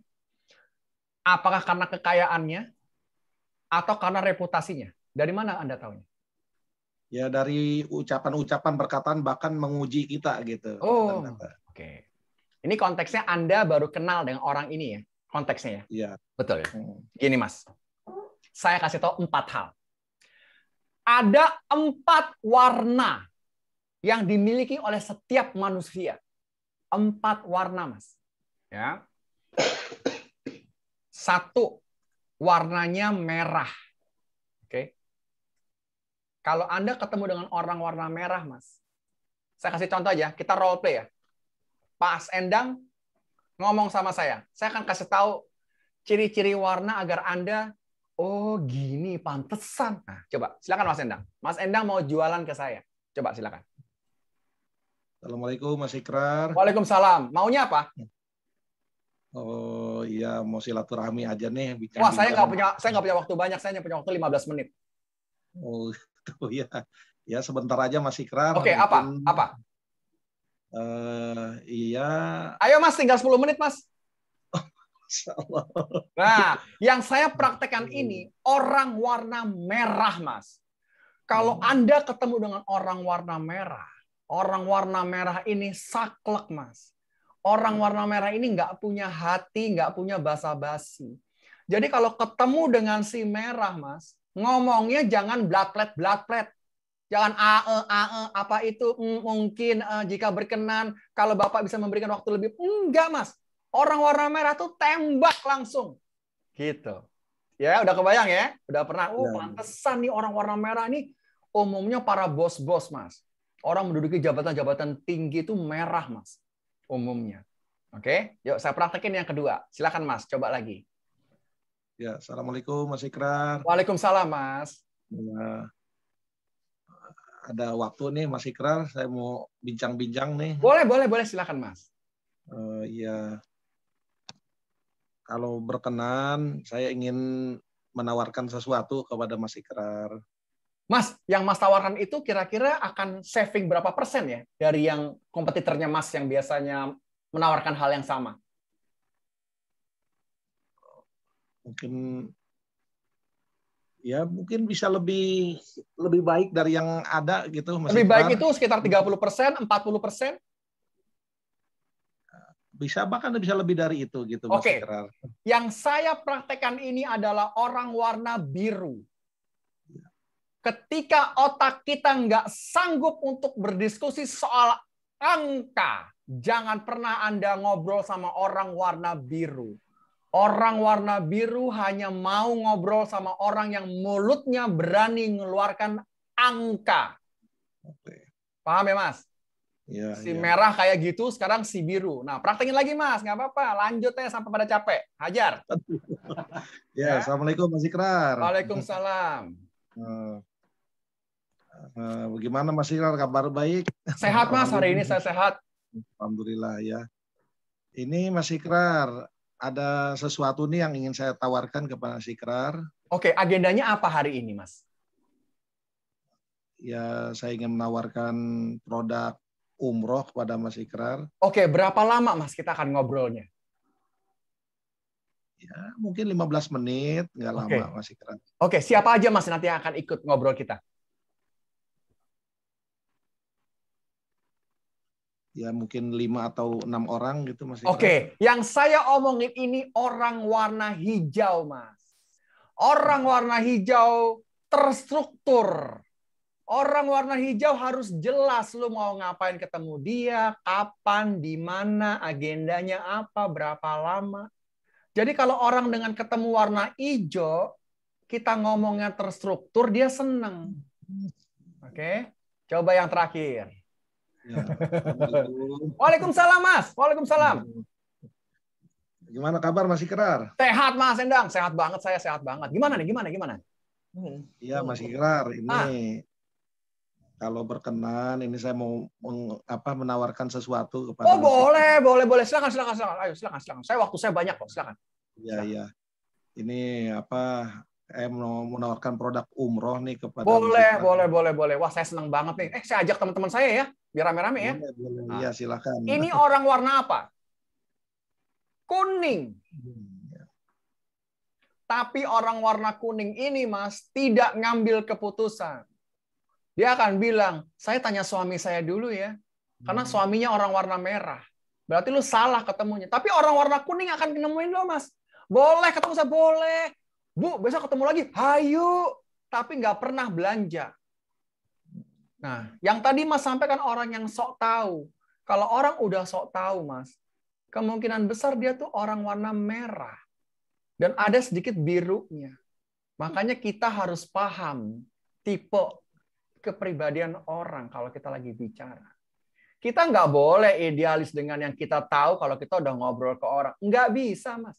Kita harus jadi teman dulu. Ingat, kalau Anda tidak mengerti orang, Anda tidak mengerti bisnis. Selesai. Selesai urusannya. Anda nggak ngerti orang, Anda nggak ngerti bisnis. Itu udah selesai urusannya. Makanya saya bilang sama Mas Denny kemarin, tim Anda ajarin bicaranya. Kalau ketemu dengan orang warna merah, gayanya endang pelantat pelintit gitu, udah disuruh pergi, ditutup teleponnya. Ditutup teleponnya, padahal merah itu yang membuat keputusan. Gitu. Gitu Mas Endang ya. Kata Mas Endang, sadis nih yang ngajar nih. Terima kasih. Oke, Mas Ikrar. siap. Ada lagi? Ayo, yang mau tanya lagi siapa? Silakan. Mas Irfan. Atau yang sudah buka. Siapa lagi? Mas Irfan? Assalamualaikum. Ya, saya. Oh, siapa dulu? Mas Asto atau Mas Irfan? Irfan. Silakan Mas Irfan, silakan. Assalamualaikum warahmatullahi wabarakatuh. Waalaikumsalam. Salam kenal, Pak. Silakan. Kita masalah kritis dan wow, sinyalnya jelek sekali. 5 langkah sukses, 7 langkah peju, misalnya born to be winner. Kita masalah COVID semuanya pit nih, vaksin dan karantina. Kita ini orang gila ini. Orang masih tutup kok masih kita nawarin umroh.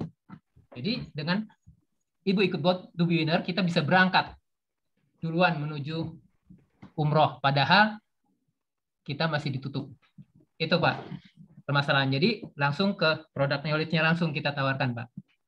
Padahal masalah COVID, vaksin dan karantina kita belum buka kan untuk berangkat umroh. Jadi kita perlu orang-orang gila. Itu Pak. Terima kasih. Tunggu. Pertanyaan lo apa jadinya? Apa cuman ngobrol? Pertanyaannya, padahal kita baru masih belum buka umroh. Terus pertanyaannya tapi apa? kita udah jadi orang gila menawarkan umroh, Pak. Oke. Jadi pertanyaannya apa? Apakah kita gila, Pak, nawarin umroh di zaman seperti ini gitu? Iya. Oke. Motivasi dari Pak Ikrar. Motivasinya, Pak. Oke, dengerin ya. Gue bukan ngasih lo motivasi, gue ngasih lo logika. Dengerin ya, dengerin saya nih. Ini penting. Ada outer circle, ada inner circle. Bahasa gampangnya gini. Outer circle kita nggak bisa kontrol, bukan pengaruh kita. Oke, itu dulu taruh di kepala kita. Contoh, COVID, karantina, vaksin, Saudi Arabia masih tutup. Ancur-ancuran, itu kan lu nggak bisa kontrol kan, Pak? Lu nggak bisa kontrol, bukan? Nggak bisa, bukan? Iya. Nggak bisa ya, nggak bisa. Oke. Itunya buang. Yang nggak bisa lo kontrol, buang, Pak. Buang dulu, buang. Agar nggak meracuni hidup kita. Agar nggak membuat kita jalan di tempat. Agar nggak membuat kita stres. Lalu pertanyaannya, yang bisa lo kontrol apa? Itu dulu. Yang bisa kita kontrol inner circle. Artinya, yang ada dalam pengaruh kita dan yang bisa kita kontrol. Jadi kalau besok kalian meeting nih, mulai besok, jangan pernah ngomong hal-hal yang nggak bisa kalian kontrol. Organisasi yang terancur. Kalau saya jadi top pimpinannya Tanur, begitu tadi Mas Irfan ngomong, iya Pak, COVID Pak, karantina Pak, PPKM Pak, PPKM level 4, level 3, level pedes Pak. Pak, gue akan bilang, itu lo bisa kontrol nggak? Enggak. Terus gue diam, gue tanya, yang bisa lo kontrol apa? Kalau sampai tim kita nggak bisa jawab, berarti tim kita nggak ngerti. Nggak ngerti apa yang harusnya kita kontrol. Saya kasih tahu contohnya. Yang kita bisa kontrol, 1, engage sama orang dulu. 2, perbanyak koneksi lo. Perbanyak network kita. Ngomong sama orang di zaman sekarang masih ditutup Arab Saudi, ngomongnya bukan saya ingin menawarkan produk umroh. Bukan saya ingin menawarkan haji. Bukan. Kita gila, Pak, kalau ngomongnya begitu. Makanya saya ajarin, jangan ngomongnya begitu. Ngomongnya adalah, saya ingin mendengar cerita Bapak bagaimana jika kelak Arab Saudi bisa menerima Bapak untuk kembali umroh. Lihat pertanyaan saya kualitasnya. Dengerin pertanyaan saya kualitasnya. Saya ingin mendengar cerita Bapak. Apa yang akan Bapak rasakan jika kelak Arab Saudi bisa menerima Bapak kembali umroh. Itu artinya apa? Artinya kita tuh pengen dengar cerita orang. Bukan lo datang ke orang kayak orang gila nawarin umroh. Ya lo gila. Karena lo nggak ada yang ngajarin kalau ke depan orang. Bukan nawarin di zaman kayak gini. Tapi membuat engagement. Caranya gimana? Caranya lo datang bilang, Bu Shirley, apa yang Ibu bayangkan jika kelak Arab Saudi bisa menerima Ibu sekeluarga umroh? Nggak ada Muslim yang akan bilang, waduh Pak, itu nggak mungkin Pak, saya nggak tertarik. Nggak ada Pak. pasti semua Muslim akan bilang, alhamdulillah Pak, jika itu terbuka Pak. Nah, baru lu masuk. Jadi yang namanya itulah yang saya tawarin Born to be Winner untuk program Tandur ini, Pak. Benar. Prospeknya begitu saya. Makanya untuk ikut BTW. Makanya saya sekarang berbagi sama teman-teman. Jadi teman-teman terbuka nih, mulai malam ini kalau besok ngobrol sama orang calon prospek kalian, tutup mulut dengan ngomong kayak model Endang tadi itu. Saya ingin menawarkan, saya ingin menjual. Buset. Jadi sales itu jangan pamer badan lu ke depan. Jadi sales itu adalah mendengarkan apa yang menjadi background dan cerita susah atau keinginan pelanggan kita. Taruh di kepala. Jadi kalau ketemu orang, ngobrolnya tanpa batas. Ujung-ujungnya tembak dengan penjualan. Penjualan gimana? Jadi kalau nanti sudah terbuka Arab Saudi, Bapak akan menjadi pilihan pertama nggak umroh? Kalau dia udah mau cerita tentang keinginannya, dia akan bilang, Mas, begitu nanti umroh akan terbuka kembali, saya akan hubungin Mas kembali. Itu lo udah dapat poinnya. Penolakan yang tadi Is bilang akan sirna pelan-pelan. Anda ditolak karena mulut Anda pertama kali udah ngomongnya belepotan kayak modelnya Endang, saya mungkin menawarkan, orang udah males dengernya. Tapi kalau lo ngomongnya lugas, kita pengen sungguh-sungguh mendengarkan orang, beda Mas. Ingat ya, keputusan orang untuk belanja adalah emosional. Kalau Anda tidak ngerti orang, jangan ngomongin bisnis. Gitu ya Mas Irfan ya? Mantap. Siapa lagi? Ntar kalau lebih dari 10 menit lewat 1 udah gue cas lagi Om Denny. Nggak apa-apa. Ayo ajar sampai subuh. Ajar. Mantap. Gue anak sales deh. Jam gue mahal. 5 langkah jualan. Ayo silakan. Langkah sukses. 57. Siapa lagi? Mas Anto. Asto, silakan Mas Anto. Bismillahirrahmanirrahim. Luar biasa. Salam kenal Mas Irfan. Ikrar. Iya Mas Ikrar jadi Mas Irfan. Iya, lu nginget siapa Irfan? Saya ketemu motivator sales yang kedua yang menurut saya luar biasa hari ini. Saya mau tanya begini. Oke. Sejauh perjalanan Mas Ikrar dalam dunia sales, dari yang tingkat dasar sampai kemudian sampai pada posisi top level, tentunya salah satu yang membuat percepatan itu adalah mengubah target, membuang target, dan mengubahnya menjadi sebuah tujuan hidup. Tujuan, betul.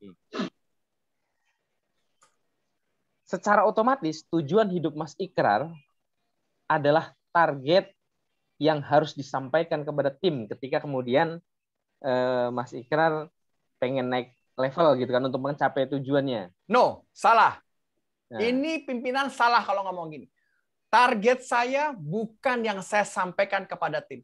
Kesalahan pimpinan. Nanti kalau Mas Denny undang saya lagi untuk ngomongin bagaimana Anda jadi pimpinan, saya akan berbagi 7 kesalahan terbesar Anda jadi pimpinan.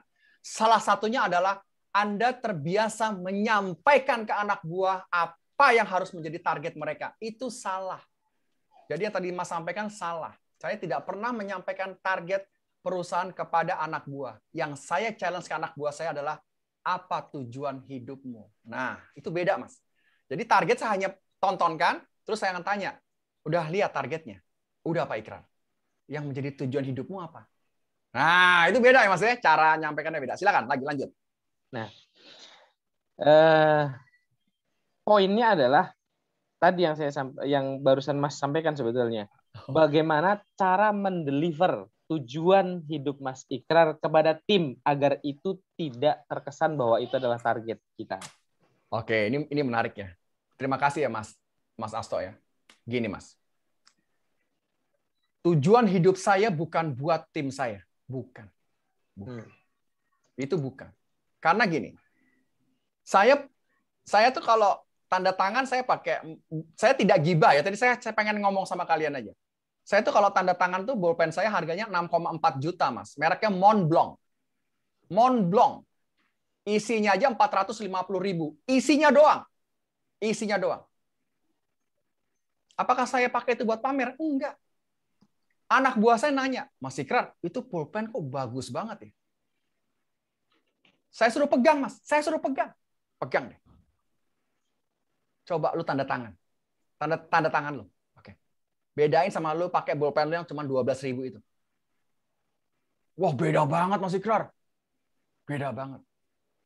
Terus saya bilang, apa rasanya kamu punya suatu saat pegang bolpen seperti itu? Saya pegang bolpen ini pasti saya akan mengukir perjalanan hidup saya. Contohnya Mas Ikrar, saya akan tanda tangan kontrak-kontrak besar. Saya akan tanda tangan perjanjian-perjanjian hebat di hidup saya. Saya akan tanda tangan pembelian rumah pertama saya. Saya akan tanda tangan pembelian mobil cash pertama saya yang nggak pakai ngutang, karena ngutang adalah riba. Sejak saya bergaul sama Pak Ustadz itu ya, saya salah satu pengisi beliau di masyarakat tanpa riba. Jadi Mas, saya tidak pernah mendeliver target tujuan hidup saya ke tim saya. Karena gaya hidup saya sudah berkali-kali di atas mereka, Mas. Jadi yang saya lakukan adalah saya menjemput rezekinya itu dengan berbagai cara. Contoh, saya sekarang kan kerja ya, saya kan sekarang profesional ya. Sama ya, saya tuh pekerja ya. Besok saya kerja nih, dari jam 8 sampai jam 5 sore ya. Orang gajian ya. Saya sebagai sales director-nya kan, orang yang digaji untuk memastikan sales terjadi. Lalu saya bilang sama anak buah saya bolpennya harganya 6 juta. Kamu kerja yang bener dong. Itu salah, Mas. Salah. Itu zolim. Makanya saya mau kasih tahu yang terakhir nih, mumpung Mas ngingetin saya. Besok akan saya bagi lagi kelas yang namanya kalau Anda jadi pimpinan harus melakukan 3 hal. Catat ya, kalau nggak dicatat diingat-ingat. 3 hal. 1, Anda ikut rekrutmennya tim Anda. Jangan Anda tidak ikut rekrutmen tim Anda. Kalau rekrutmennya adalah tidak bisa dapetin orang-orang bagus, Anda bertanggung jawab juga. Ikut. Habis rekrut orang, Mas Asto ikut develop orang. Nah, ini yang paling parah, yang jarang dilakukan oleh perusahaan atau organisasi. Develop orang, Mas, ada 4, Mas, kakinya. 1 adalah trainingin orang mati-mati, Mas. Nggak boleh anak buah lo kayak model Endang, begitu ditanyain, Mas Endang, kalau saya bandingkan dengan Bilatur, lebih murah Bilatur, Mas, dibanding Mas umrohnya. Si Endang goyah. Langsung dia bilang gini, iya jelas aja Pak, Bilatur kan udah lama Pak. Bilatur kan yang dimiliki oleh kementerian Pak. Bilatur kan, dalam hati gue nih kalau gue jadi bosnya si Endang nih, lu gila ya, lu lebih hafal kompetitor lo dibandingkan produk lo sendiri. Siapa yang trainingin lo? Nah, berarti yang salah pimpinannya, Mas. Kalau trainingin orang, nggak boleh tim kita geter kalau dibanding-bandingkan sama kompetitor. Itu yang benar. Namanya menciptakan militansi. Habis trainingin orang, apa yang kedua? Mentoring orang, Mas. Mentoring ini yang penting. Contoh ya, Mas Asto bilang, pakai dong di digital. Kalian tuh harus berdigital, jangan konvensional. Anak buahnya ngomong gini, Mas Asto followernya berapa? Hah? 20. Itu follower atau keluarga, Mas? Jadi jangan ngomong digital kalau pimpinannya sendiri nggak punya 2 hal. Apa itu? Pengetahuan dan pengalaman. Kita tumpul jadi leader kalau nggak punya 2 hal. Pengetahuan, pengalaman. Saya bisa powerful ngisi acara-acara karena saya punya 2 hal itu. Pengetahuan saya dapat, pengalaman saya lakukan. Jadi kalau saya berbagi, orang sampai nganga-nganga 4 jam nggak ada yang ke toilet, Mas. Nah, yang ketiga apa? Jadi mentoring tuh gini ya. Gini ya, Anda punya orang baru, tim baru nih. Kalau pimpinan yang nggak ngerti mentoring, dia akan ngomong gini, pokoknya lu gue kasih target, gue nggak mau tahu caranya. Lu mau pasang lilin kayak di bawah meja lu mau tengkurap kayak di Gunung Kawi, lu mau guling-gulingan kayak, gue nggak peduli. Yang penting sampai target lu. Itu gila pimpinan begitu. Anak buahnya nanya, bos target segini bos ya. Caranya gue nyampe gimana bos? Cari sendiri. Nah, karena pimpinannya nggak punya pengalaman dan nggak punya pengetahuan. Mentoring itu, misalnya, Pak Ferry dulu sebelum ikut sama saya, Pak Ferry naiknya Toyota DX tahun 83. Tahu ya Pak Ferry ya, yang kotak itu ya, yang kuncinya panjang, kunci kontaknya panjang. Tiba-tiba Pak Ferry dikasih pinjam Land Rover-nya Mas Denny Surya yang nggak pakai kunci. Kalau Mas Denny nggak ngasih tahu sama Mas Ferry, Mas, kalau naik Land Rover nggak pakai kunci, Mas. Dia cukup kebuka sendiri. Maka Mas Ferry akan naik Land Rover itu lewat jendela. Karena dia bingung, kuncinya mana nih? Kok nggak ada kuncinya? Itu namanya mentoring. Lo kasih tahu orang kalau naik mobil Fortuner, bukanya begini, sampai di dalam begini caranya, cek dulu, gasnya dulu, remnya dulu diinjak, baru pakai tombol engine startup. Itu yang gue kasih dengan mentoring. Jadi lo kasih tahu. Nah yang ketiga nih, counseling. Anak buah lo udah di-trainingin, udah di-counseling, udah di-mentoring, pasti dia berbuat kesalahan. Lu udah gue suruh begini caranya yang ngerjainnya. Kok lu begini? Ayo balik. Itu namanya counseling. Counseling itu, Mas, lu ngasih kesempatan anak buah lu berbuat kesalahan dulu. Lu balikin sebagai atasannya. Nah, yang paling mahal ilmunya yang keempat, Mas. Coaching. Coaching. Kalau pimpinan nggak pernah kenal dan kenyang yang namanya coaching, pimpinan umumnya gini. Saya Asto, branch manajernya area sini. Lu semua gimana sih pada nggak achieve target? Nelpon orang 10 aja sehari lu dapetnya 2. Pokoknya gue pengen lu tingkatin dari 2 menjadi 10 setiap hari. Itu pimpinan yang, sorry ya, nggak pernah kenal training, nggak pernah ada yang ngasih tahu. Coaching nggak kayak gitu. Coaching itu ngomongnya gini nih. Ini sedikit aja ya, biar ada pengetahuan. Coba ya, misalnya Asto ya. Asto, ngobrol ya. Yep. Lu anak buah gua yang enggak perform, ya. Yep. Kalau manajer lu nggak ngerti atau atasan lu nggak kenal yang namanya coaching, dia pasti akan gini Asto ngomongnya. Asto, gimana sih performance lu kok jelek banget sih? Ayo, jawab. Iya nih Pak, lagi banyak masalah Pak. Gue mau lo berubah deh, gue mau lo lakukan visitnya lebih banyak deh.